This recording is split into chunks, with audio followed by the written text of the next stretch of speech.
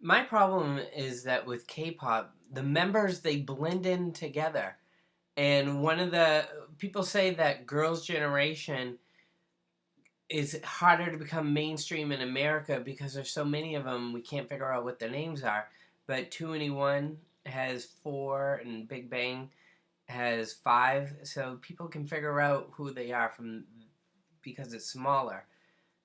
Girls' Day, Jihae, Jaehee, has left the group, and I've been starting to like Girls' Day, listening to them in the car. And the girl I like the most is the one that does the screaming at the end, the high pitch. She looks like the short one in the video. But the thing is, I don't know any of their names. So when Jaehee, they said she left, I'm like, okay, let me see who she is. And she looks just a little bit familiar, but she doesn't stand out. So with the blending of the characters, like if you ask me about Shiny, who I saw at the KBS concert, they all they kind of look alike. And it's and then I make a video and I try to learn a little bit about who they are, but I quickly forget. And maybe it's because they got Korean names, and if they were American names, it'd be easier to understand.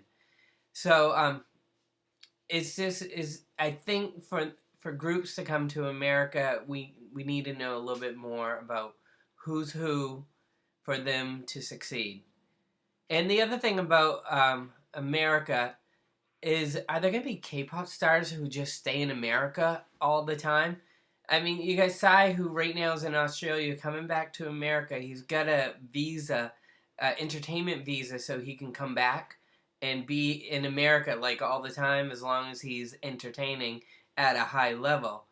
But when I sit and I watch the Twitter all day long, I'm hearing about the Wonder Girls.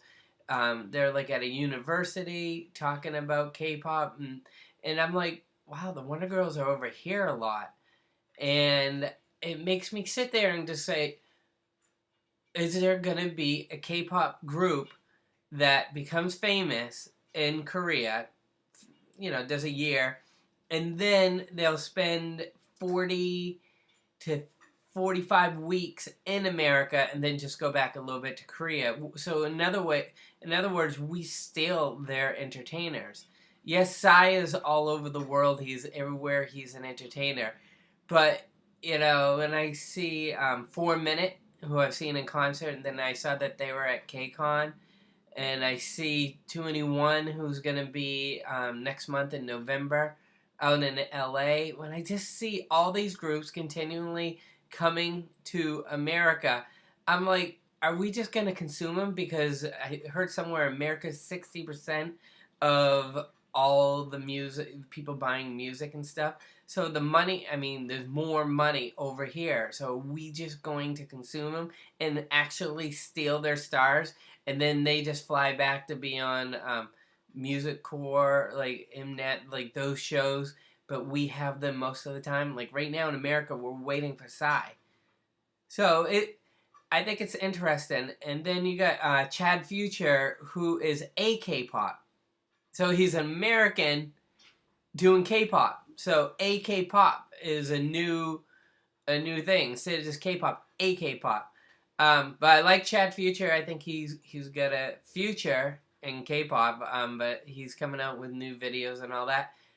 So it's just keep your eye on it and see if we steal it. But I love seeing it when they come here. Big Bang, we're stealing Big Bang for the month of November. 4 shows in America. So I'm participating in this robbery. Tell me your thoughts.